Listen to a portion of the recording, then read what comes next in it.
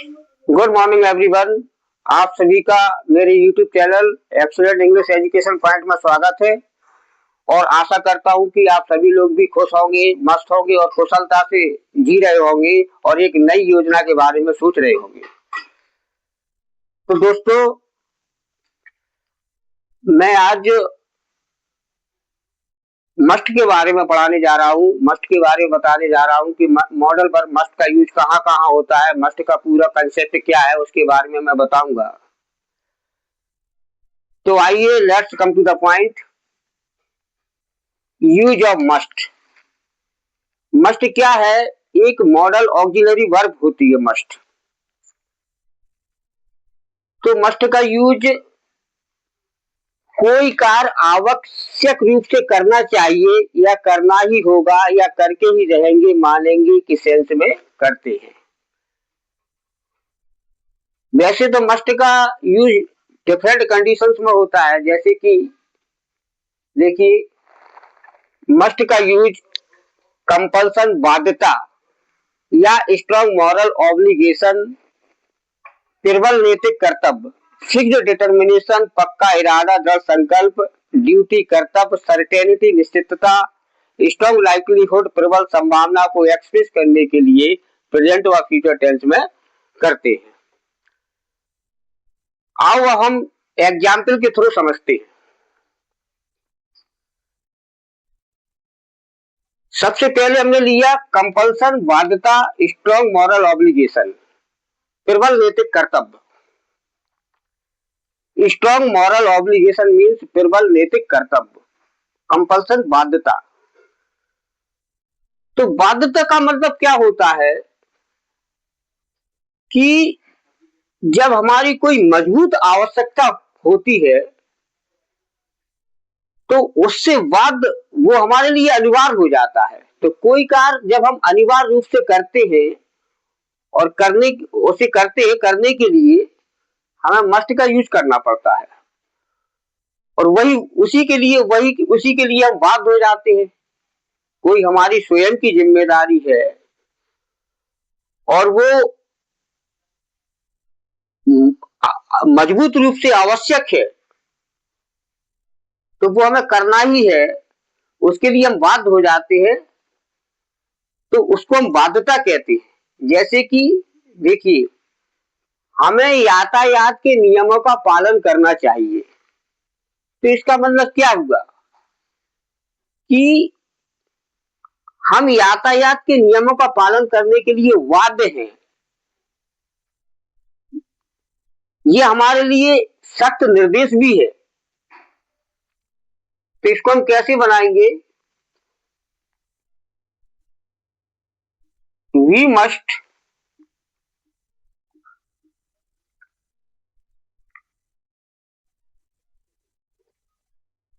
obey traffic rules.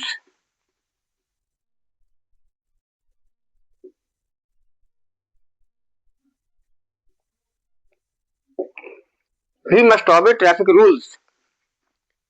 हमें यातायात के नियमों का पालन करना चाहिए। ये हमारी बाध्यता है और इसके लिए हम बाध्य हैं।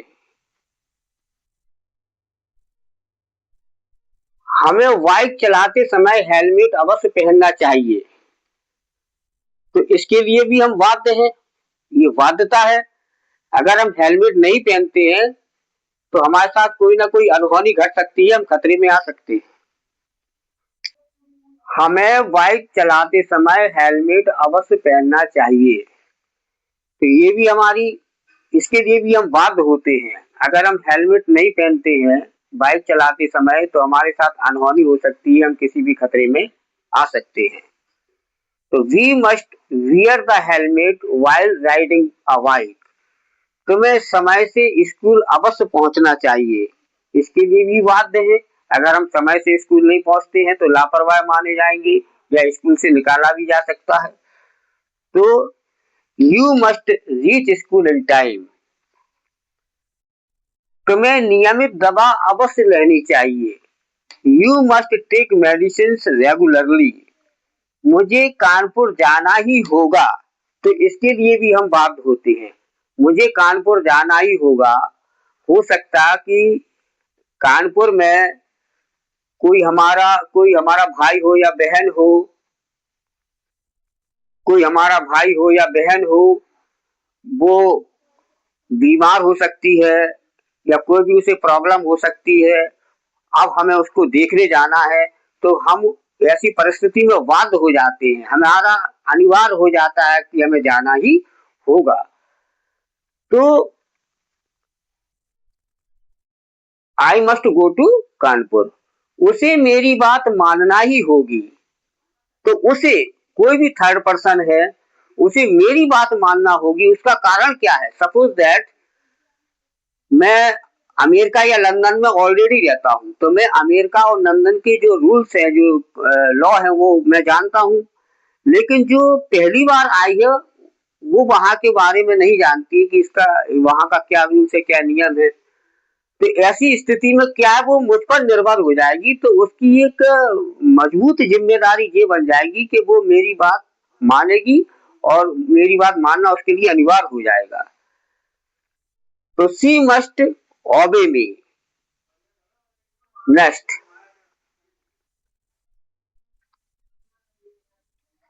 मुझे एक नई कार खरीदना ही होगी। इसके लिए भी बाध्य है। बहुत से काम ऐसे हैं जो विदाउट कार के नहीं हो पा रहे हैं, तो मैं बाध्य हो गया हूँ। कार खरीदना मेरे लिए अनिवार्य हो गया है। तो I must buy a new car. अब नेक्स्ट, मैं आपको स्ट्रॉन्ग मॉरल ऑब्लिगेशन क्या होता है, प्रबल नैतिक कर्तव्य क्या है, उसके बारे में मैं विथ एग्जाम्पल की समझाता हूँ।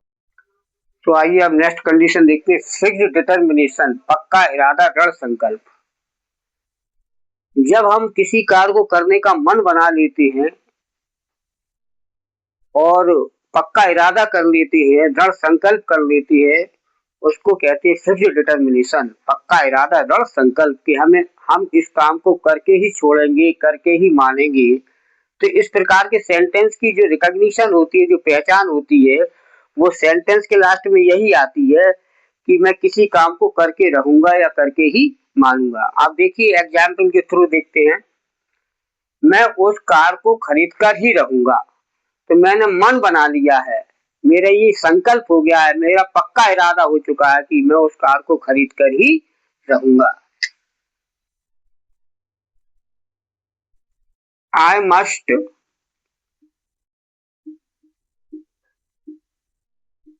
वाई, वाई कर सकते हैं या परचेस भी कर सकते हैं। वाई रॉन्ग हो जाएगा, बिकॉज कार कॉस्टली होती है।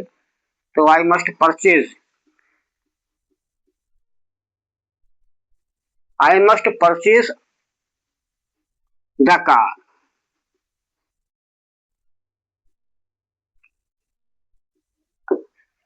I must purchase the car, मैं उसे मारकर ही रहूंगा। मैंने उसे मारने की ठान ली है, मन बना लिया है, पक्का इरादा बना लिया है, दृढ़ संकल्प हो चुका है, मैं उसे मारकर ही रहूंगा। I must kill him, I must kill him, मैं अंग्रेजी सीख कर ही रहूंगा। मैंने ठान ली है, मन बना लिया है, पक्का इरादा हो चुका है मेरा, मैं अंग्रेजी सीख कर ही मानूंगा। तो आई मस्ट लर्न इंग्लिश,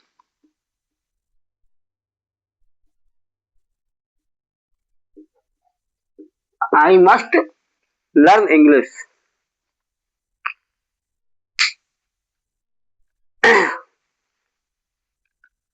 मैं इस समस्या का समाधान करके ही रहूंगा। तो इस समस्या का समाधान करने का मैंने ठान लिया है, मन बना लिया है। I must solve this problem,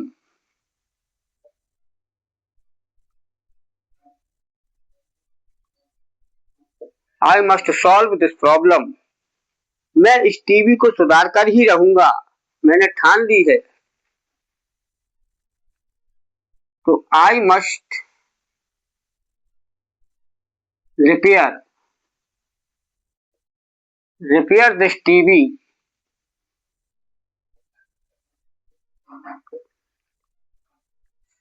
मैं अमेरिका जाकर ही मानूंगा। तो मैंने अमेरिका जाने का पक्का इरादा बना लिया है, दृढ़ संकल्प कर लिया है। I must go to America.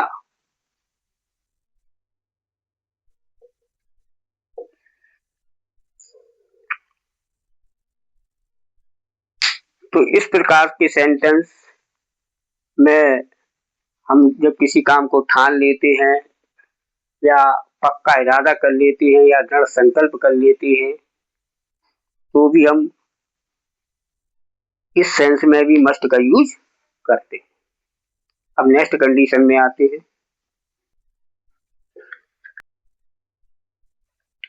तो नेक्स्ट देखिए, प्रोहिबिशन, मनाही। तुम्हें ऐसा नहीं करना चाहिए, हमें ऐसा नहीं करना चाहिए, उसे ऐसा नहीं करना चाहिए, इस सेंस में हम मस्ट नॉट का यूज करते हैं। तो प्रोहिबिशन के, मनाही के लिए हम मस्ट नॉट का यूज करते हैं। जैसे कि हमें शराब नहीं पीना चाहिए, तो we must not drink wine. We must not drink wine. तुम्हें झूठ नहीं बोलना चाहिए, you must not tell a lie. हमें गरीबों को नहीं सताना चाहिए, we must not teach the poor.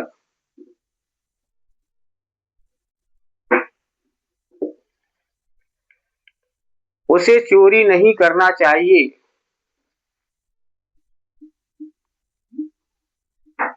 he must not commit theft। he must not commit theft, उसे चोरी नहीं करना चाहिए। तो मनाही के लिए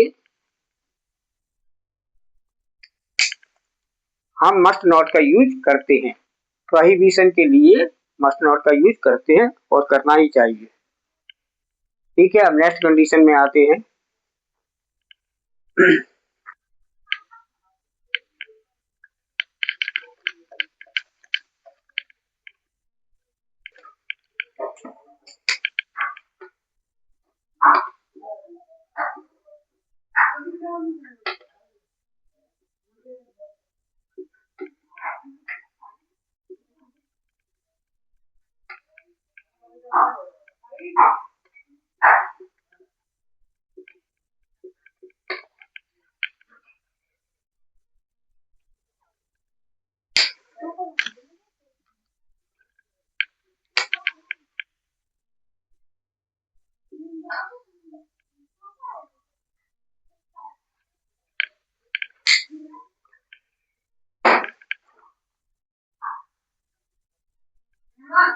Some important points। Some important points, कुछ महत्वपूर्ण बातें। कभी कभी होता क्या है कि मस्ट और हैव टू,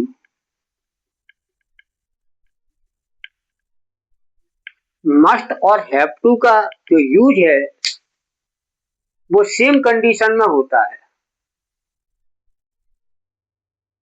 सेम दशा में होता है, एक ही दशा में होता है, उनका एक ही मतलब होता है, एक ही मतलब वो निकालते हैं कि कोई कार्य हमें करना ही है, कोई कार्य हमें आवश्यक करना है, कोई कार्य हमें पक्का करना है। तो होता क्या है कि इसमें कुछ कंफ्यूजन है।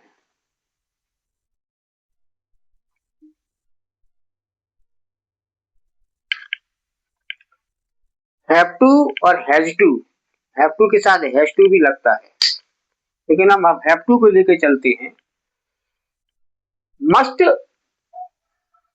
कोई कार्य अवश्य करना है, तो इसमें अपनी पर्सनल जिम्मेदारी रहती है, पर्सनल ऑब्लिगेशन रहता है। जैसे मैं कहूं मुझे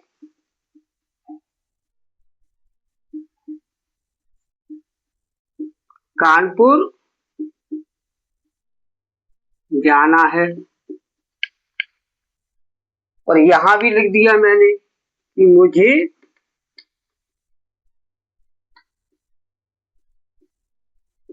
कानपुर जाना है। तो होता क्या है कि मस्ट में हमारी पर्सनल पर्सनल ऑब्लिगेशन रहता है, हमारी स्वयं की जिम्मेदारी होती है, स्वयं का हमारा कोई भी कार्य होता है वो स्वयं का होता है। लेकिन हैव टू के यूज से क्या होता है कि हैव टू के यूज से हमारे ऊपर बाहरी दबाव रहता है, व्यक्तिगत दबाव नहीं होता है, बल्कि बाहरी दबाव होता है किसी काम को करने में। फर्क सिर्फ इतना ही है, जबकि मतलब दोनों का सेम है, मुझे कानपुर जाना है, मुझे कानपुर जाना है। अब देखिए, मुझे कानपुर जाना है, तो इसको हम पर्सनल कैसे बना सकते हैं?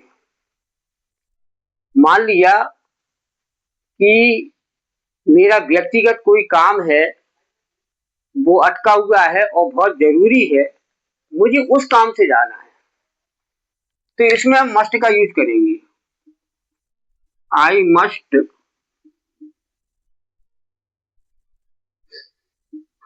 गो to Kanpur, I must go to Kanpur. अब मुझे कानपुर जाना है, वो भी सेम है। तो बाहरी जो हमारा ऑब्लिगेशन रहता है, बाहरी दायित्व रहता है, बाहरी जो दबाव रहता है, उसके लिए हम हैव टू का यूज करते हैं प्रेजेंट टाइम में। जैसे कि मुझे कानपुर जाना है, तो मुझे कानपुर जाना है, तो हो सकता कि ऑफिस से संबंधित, हमारे कार्यालय से या हमारे दफ्तर से या हमारे ऑफिस से संबंधित कोई काम हो, उसका हमारे ऊपर दबाव हो, उस वजह से मुझे कानपुर जाना है, या और भी कोई बाहरी कारण हो सकता है, उस वजह से मुझे कानपुर जाना है। तो यहाँ कानपुर जाने के पीछे हमारा पर्सनल इंटरेस्ट नहीं है, हमारा पर्सनल ऑब्लिगेशन नहीं है, हमारी पर्सनल रिस्पॉन्सिबिलिटी या पर्सनल नेसेसिटी नहीं है। मुझे कानपुर जाना है, ये बाहरी दबाव है। तो जैसे कि मैं बता चुका हूँ कि कोई हमारा दफ्तर का काम हो सकता है, या कोई बाहरी काम हो सकता है जिसका हमारे ऊपर दबाव है, उसकी वजह से मुझे कानपुर जाना है। ऐसी स्थिति में हम हैव टू का यूज या हैज टू का यूज करते हैं। तो I have to go to Kanpur. तो सीधी सीधी सी बात है कि हैव टू या हैज टू का यूज हम बाहरी दबाव के लिए करते हैं, जब हमारे ऊपर बाहरी दबाव होता है और उससे प्रेरित होकर के जब हम कोई काम करते हैं, तो वहां हैव टू या हैज टू का यूज करते हैं प्रेजेंट में। और मस्ट का यूज जब हमारा कोई व्यक्तिगत काम होता है, व्यक्तिगत दबाव होता है, कोई जिम्मेदारी वाला दबाव होता है, कोई नेसेसिटी का दबाव होता है, तब हम मस्ट का यूज करते हैं। तो I must go to Kanpur, I have to go to Kanpur. Next,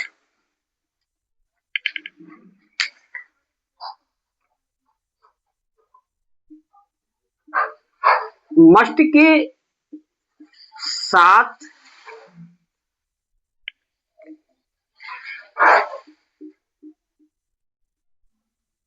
without to के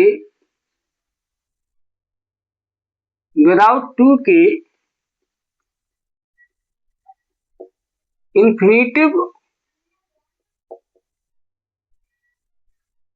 वर्ब का यूज करते हैं, इंफिनिटिव वर्ब का यूज करते हैं। मस्ट के साथ विदाउट टू के इंफिनिटिव वर्ब का यूज करते हैं। होता क्या है,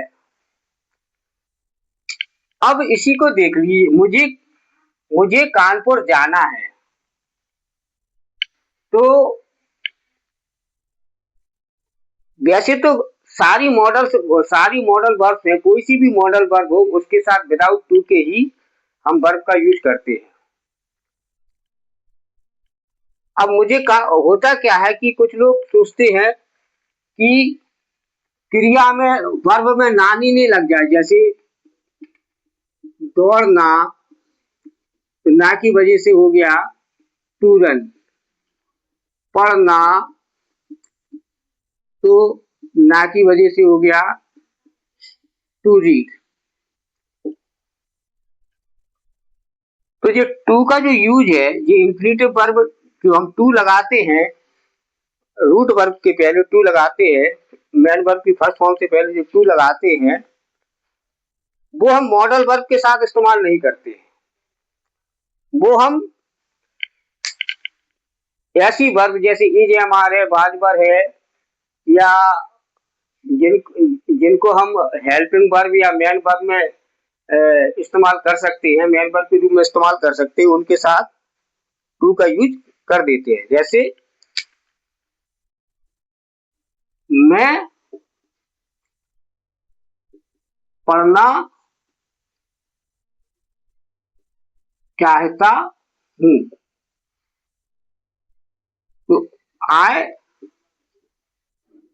want to read.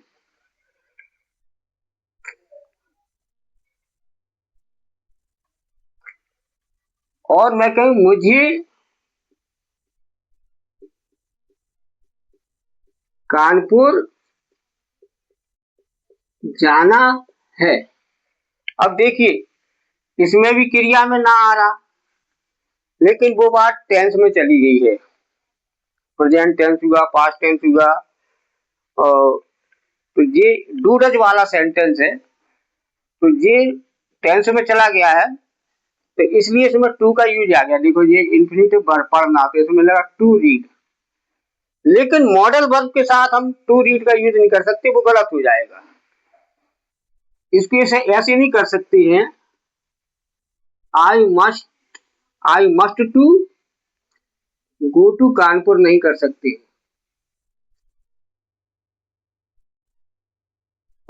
I must to go to Kanpur नहीं कर सकते, ये गलत हो जाएगा।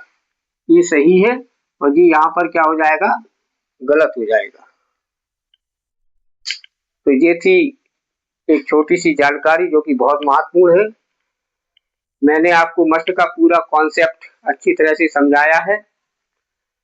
अब जो मेरी वीडियो को पहली बार देख रहे हैं, वो सब ज्यादा से ज्यादा सब्सक्राइब करें, और जिसको मेरा वीडियो पसंद आया हो और अच्छा लगा हो, कुछ सीखा हो, कुछ समझ में आया हो, वो मेरी वीडियो को ज्यादा से ज्यादा लाइक व शेयर करें।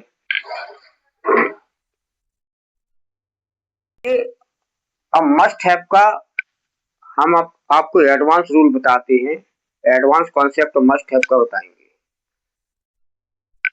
मस्ट हैव का यूज कब करते हैं, पास्ट टेंस में कोई कार्य जरूर हुआ होगा के सेंस में, पास्ट टेंस में कोई कार्य जरूर हुआ होगा के सेंस में हम करते हैं।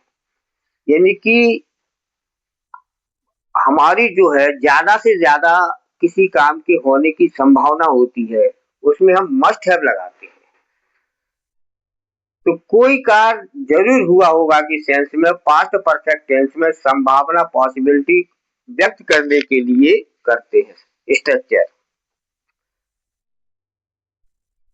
ऑल सब्जेक्ट, सब्जेक्ट कोई भी हो, चाहे सिंगुलर हो चाहे प्लूरल हो, सभी सब्जेक्ट के साथ मस्ट हैव का यूज करते हैं।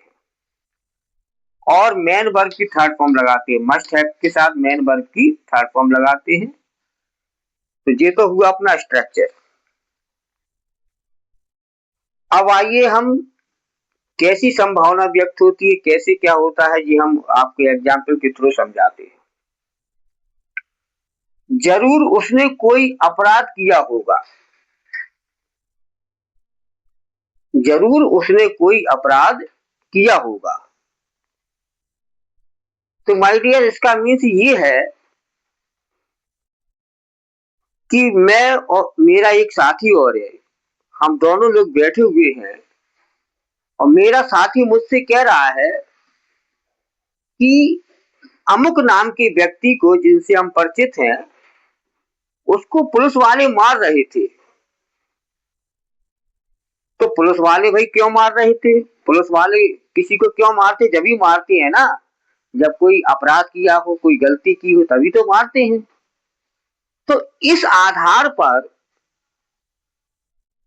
हमारी संभावना ज्यादा से ज्यादा हो जाती है कि जब पुलिस उसे मार रही थी तो उसने जरूर कोई ना कोई अपराध तो किया ही होगा, तभी तो पुलिस मार रही थी।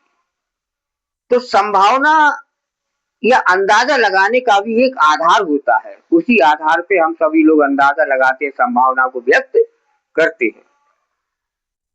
तो जरूर उसने कोई अपराध किया होगा,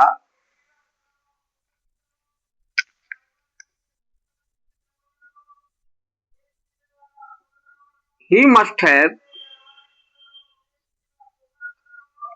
committed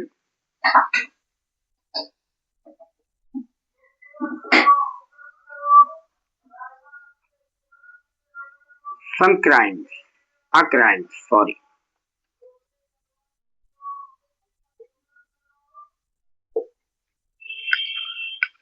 He must have committed a crime, जरूर उसने कोई अपराध किया होगा। ठीक उसी तरह जरूर उसने कोई अच्छे कर्म किए होंगे।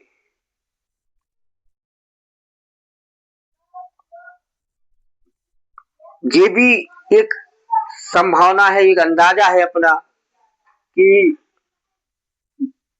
पास्ट टाइम में, गुजरे हुए समय में कुछ उन्होंने ऐसे कर्म किए जिससे आज उनका सब कुछ बढ़िया है, उनके पास सारी फैसिलिटीज है, सारे आनंद है और वो अच्छी तरह से अपना जीवन गुजर बसर कर रहे हैं, ऐसो आराम की जिंदगी जी रहे हैं।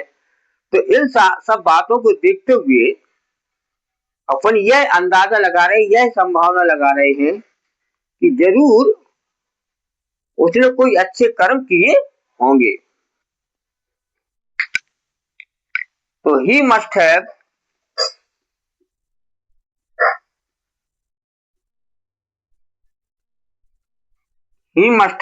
Done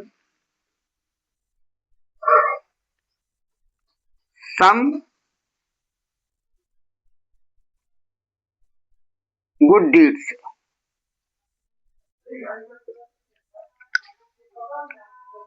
He must have done some good deeds. जरूर उसने कोई अच्छे कर्म किए होंगे।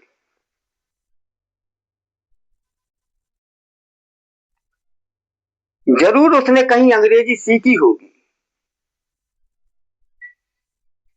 सपोज दैट हम दो लोग हैं, हम आपस में बातें कर रहे हैं किसी थर्ड पर्सन के बारे में, हमने उसे कहीं देख लिया होगा, यार वो तो बहुत फर्राटेक इंग्लिश बोल रहा था, बहुत अच्छी इंग्लिश बोल रहा था।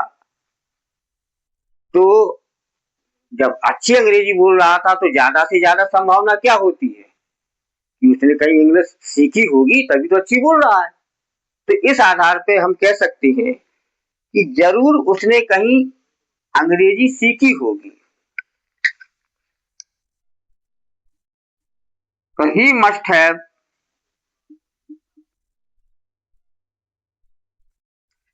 Learned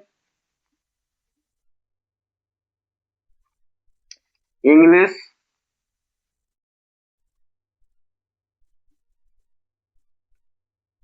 somewhere.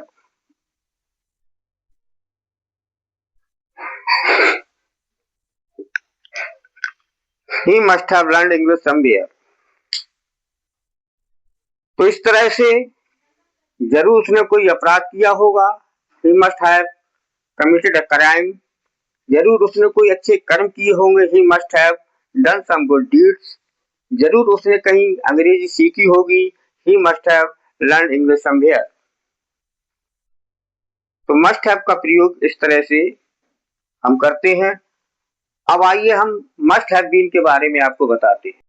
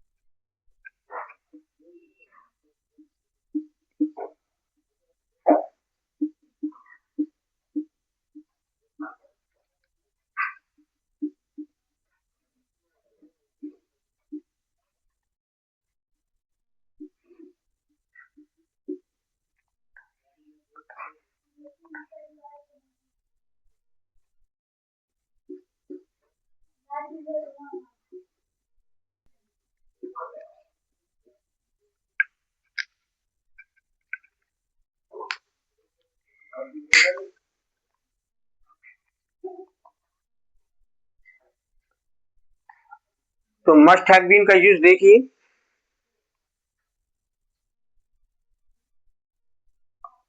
मस्ट हैव का यूज हम एक्टिव वॉइस में करते हैं। एक्टिव वॉइस का मतलब होता है जिसमें सब्जेक्ट होता है और सब्जेक्ट स्वयं किसी काम को अंजाम देता है, किसी काम को करने में अंजाम देता है सब्जेक्ट। और पैसिव वॉइस में डूअर नहीं होता है, सब्जेक्ट नहीं होता है, बल्कि जो ऑब्जेक्ट होता है उसको ही सब्जेक्ट की प्रधानता देते हैं। और हमें ऐसा मालूम चलता है कि जो हमारा एक्शन हुआ है वो किसी के द्वारा हुआ है। जब हमारा एक्शन किसी के द्वारा होना दिखाई दे या मालूम चले तो सेंटेंस की इस कंडीशन को हम पैसिव वॉइस कहते हैं। तो अब आप पैसिव वॉइस में हम मस्ट हैव बीन का यूज करते हैं। पैसिव वॉइस में हम काय का यूज करते हैं? Must have been. Every subject plus must have been. तो देखिए जो ऑब्जेक्ट आया ये मस्ट हैव बीन और मेन वर्ब की थर्ड फॉर्म प्लस ईटीसी। अब एग्जाम्पल के थ्रू समझते हैं। जरूर उसकी पिटाई की गई होगी। जरूर उसकी पिटाई की गई होगी। तो इससे भी हम यही समझते हैं, सपोज दैट हम दो लोग बैठे हुए हैं और हमें किसी थर्ड पर्सन के बारे में मालूम है कि उसको वो ड्रिंक करने की आदत है, रोज ड्रिंक करता है और अपनी पत्नी को मारता है या अपने बच्चे को मारता है, किसी न किसी बच्चे को ड्रिंक करने के बाद मारता है। तो हम लोगों में बात हो रही है कि उस कमरे से रोने की, उस कमरे से फला व्यक्ति की रोने की आवाज आ रही थी। तो फर्स्ट पर्सन सेकंड पर्सन को जवाब देता है कि जब हमें मालूम है कि वो रोज ड्रिंक करके आता है और रोज अपनी पत्नी को या अपने बच्चों को मारता है, तो इस बेस पर, इस आधार पर ज्यादा से ज्यादा संभावना तो यही लगाई जाएगी ना, ज्यादा से ज्यादा संभावना यही लगाई जाएगी ना कि दारू पी के उसने पीटा होगा, यही तो संभावना लगाई जाएगी क्योंकि इसकी रोज की हैबिट है। लेकिन 10% ये भी हो सकता है कि और कोई भी कारण हो सकता है जिसकी वजह से वो रो रही, जिसकी वजह से उसकी पिटाई की गई, तो जरूर उसकी पिटाई की गई होगी। तो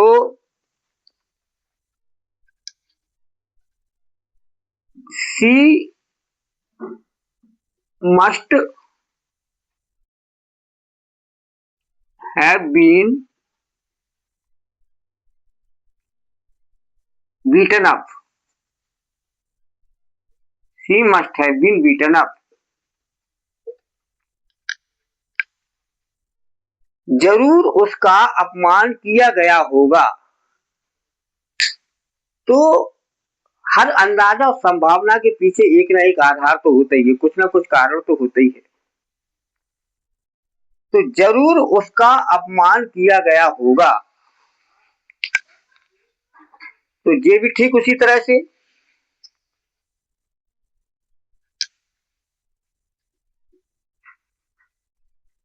he must have been insulted.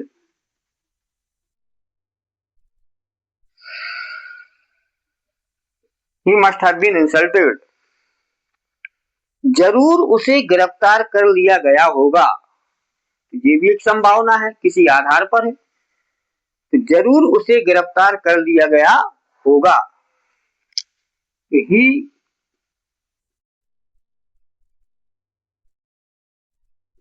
must have been arrested.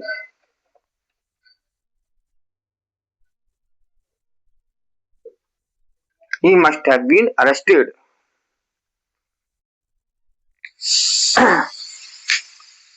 अब मैं आपको ये बता दूं कि ये सारे सेंटेंस पैसिव वॉइस में किस तरह से हैं। जरूर उसकी पिटाई की गई होगी, तो जब पिटाई की गई होगी तो किसी के द्वारा की गई होगी, तो पिटाई का जो एक्शन है वो किसी के द्वारा हुआ। तो जब हमारी क्रिया या हमारा एक्शन किसी के द्वारा होता दिखाई देता है या मालूम पड़ता है, उसको हम पैसिव वॉइस कहते हैं। इसमें डूअर मौजूद नहीं रहता, सब्जेक्ट मौजूद नहीं रहता, ऑब्जेक्ट को ही सब्जेक्ट की प्रधानता दे दी जाती है। जरूर उसका अपमान किया गया होगा, तो किसी और के थ्रू, किसी और के द्वारा। जरूर उसे गिरफ्तार कर लिया गया होगा, तो गिरफ्तार कर लिया गया होगा, तो गिरफ्तार करने वाले किसी और के थ्रू, है ना। तो जो हमारा एक्शन है, जो हमारी क्रिया है, जब किसी दूसरे के द्वारा होना या किसी न किसी व्यक्ति के द्वारा होना दिखाई दे या मालूम पड़े या हो, तो उसको हम पैसिव वॉइस का सेंटेंस मानते हैं और कहते भी हैं। तो दोस्तों, मुझे आशा है कि आज का ये हमारा कॉन्सेप्ट है, must have been, must be, वो आपको भली भांति अच्छी तरह से समझ में आ गया होगा।